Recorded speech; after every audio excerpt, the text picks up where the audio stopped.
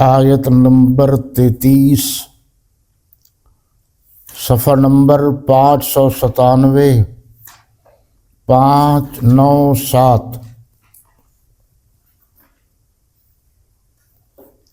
الحمدللہ رب العالمین، والصلاة والسلام علی سید المرسلین وخاتم النبیین وخاتم المعصومین، والصلاة والسلام علی آلہ واصحابہ الطیبین الطاہرین الراشدین المہدیین، وعلى آلہ وازواجہ وبناتہ وذریاتہ اجمعین۔ اما بعد فاعوذ باللہ من الشیطان الرجیم، بسم اللہ الرحمن الرحیم۔ والذی جاء بالصدق وصدق به اولئک هم المتقون، صدق اللہ مولانا العظیم۔ ترجمہ دیکھیے جی۔ اور جو شخص سچی بات لے کر آیا اور جس نے اس کی تصدیق کی وہی لوگ متقی ہیں۔ آپ نے پارہ نمبر 26 سورہ الفتح اس کی بھی آخری آیت پر غور کیا ہوگا، جہاں لفظ ہیں محمد الرسول اللہ والذین معہ، وہاں لفظ ہے معہ، اور جو یہاں لفظ ہے وہ ہے وصدق بہ، یعنی جو سچائی لے آئے۔ اس سے مراد مفسرین نے لیا ہے حضور صلی اللہ علیہ وسلم۔ آپ کائنات میں سب سے زیادہ سچائی لانے والے ہیں۔ وصدق بہ، اور جس نے اس کی تصدیق کی، تو تصدیق کرنے والے تمام صحابہ کرام ہیں، اور اس میں سب سے پہلے تصدیق کرنے والے حضرت سیدنا صدیق اکبر رضی اللہ تعالی عنہ ہیں۔ یہ سب کے سب، یعنی جن جن لوگوں نے تصدیق کی، سب کے سب یہ سچے ہیں، متقی ہیں، پرہیزگار ہیں۔ یہ دیکھیے جی، صاحب جواہر القرآن، یہ میرے پاس جلد نمبر 3 جلد سوم ہے، مولانا حسین علی واں بچھرا رحمۃ اللہ تعالی علیہ، ان کے شاگرد تھے حضرت مولانا غلام اللہ خان رحمۃ اللہ تعالی علیہ۔ انہوں نے یہ اپنی تفسیر میں یہ بالکل واضح لکھا ہے، اور باقی مفسرین نے بھی یہ بات لکھی ہے کہ اس سے مراد حقیقت میں اللہ سے ڈرنے والے اور پرہیزگار ہیں۔ اس سے رسول اللہ صلی اللہ علیہ وسلم والذی جاء بالصدق وصدق بہ، رسول اللہ صلی اللہ علیہ وسلم اور بالتبع صحابہ کرام رضی اللہ تعالی عنہم اجمعین مراد ہیں۔ بالکل بات واضح ہو گئی کہ اس سے مراد کیا ہے، اللہ کے رسول اور صحابہ کرام مراد ہے۔ اور الصدق کا جو لفظ ہے یہ پیغام حق ہے، یعنی اللہ کی وحدانیت۔ جو سچا پیغام آپ لے کر آئے وہ کیا تھا؟ اللہ کی وحدانیت اور توحید۔ اور جنہوں نے اس پیغام کی تصدیق کی وہ صحابہ کرام رضوان اللہ تعالی علیہم اجمعین تھے، اور جنہوں نے تصدیق کرنے والوں میں سے سب سے پہل کی وہ حضرت صدیق اکبر رضی اللہ تعالی عنہ ہے۔ میں نے عرض کیا تھا کہ اس مرتبہ جو ہے یہ ہمارا سلسلہ جو ہے یہ قسط نمبر 3 ہے، آج جو ہم سالانہ پروگرام بسلسلہ یوم وصال سیدنا صدیق اکبر رضی اللہ تعالیٰ عنہ ہے، اس کی قسط نمبر 3 ہے۔ تو ہماری کوشش ہے کہ آج زیادہ سے زیادہ رسالت پناہ، رسالت مآب صلی اللہ علیہ وسلم کے ارشادات گرامی جو بسلسلہ سیدنا صدیق اکبر رضی اللہ عنہ ہے وہ آپ کے سامنے لائے جائیں۔ یہ دیکھیے جی، سب سے پہلی حدیث ہے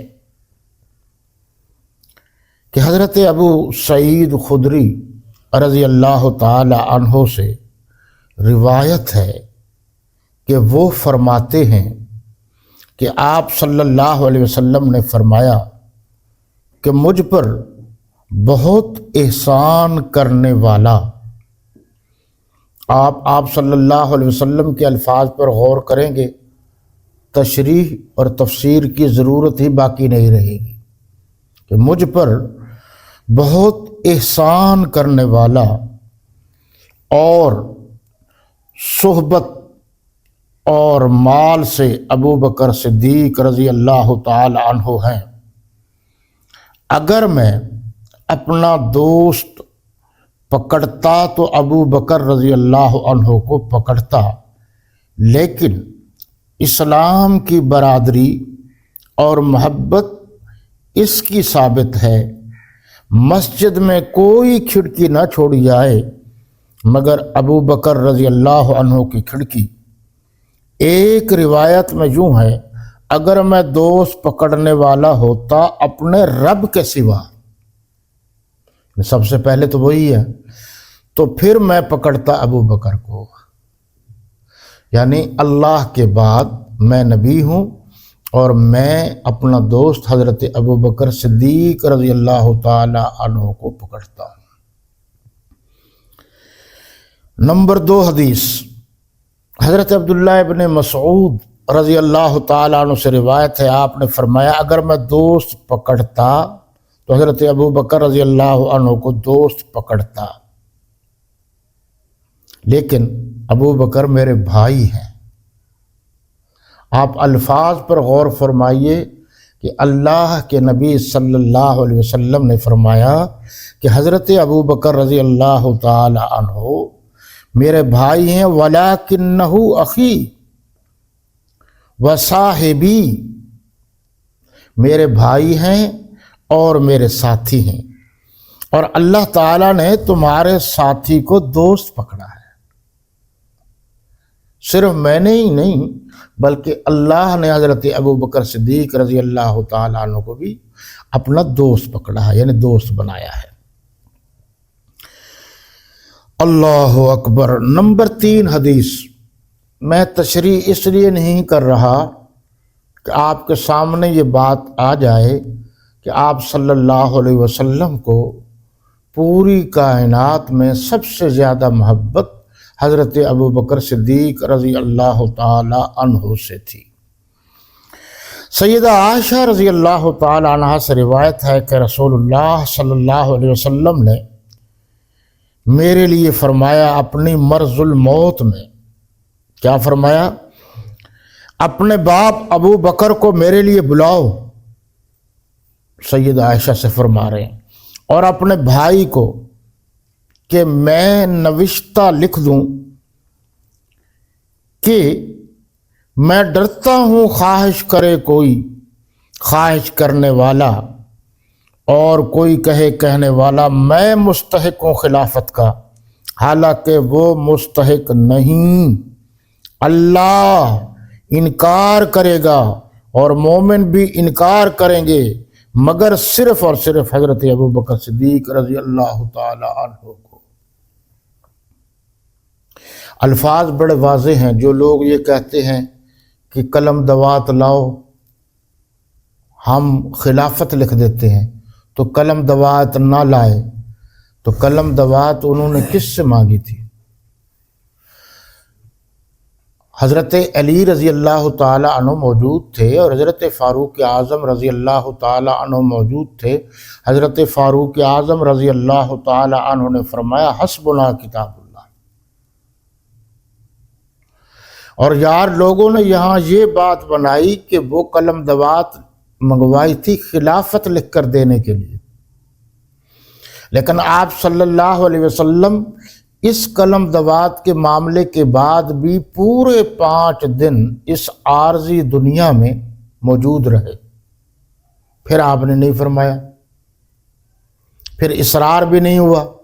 لیکن یہاں یہ بات فرما رہے ہیں کہ جناب قلم دوات لے آؤ، اگر کوئی خواہش کرے کہ میں ہوں خلافت کا مستحق تو وہ شخص نہیں ہوگا، نہ اللہ پسند کرے گا اس بات کو، نہ مومن پسند کریں گے۔ خلافت پر کون ہوگا؟ حضرت ابوبکر صدیق رضی اللہ عنہ۔ تو پھر اب ایک میں نے حوالہ دیا تھا قرآن مجید کی آیت کا، اب یہ حوالہ ہے حدیث شریف سے کہ یہ خلافت اللہ اور اس کے رسول صلی اللہ علیہ وسلم کی طرف سے حضرت صدیق اکبر رضی اللہ تعالی عنہ کو عطا کی گئی ہے۔ یہ جو کہتے ہیں کہ خام خواہ خلیفہ بن گئے، خام خواہ نہیں بنے، اللہ رسول نے بنایا ہے۔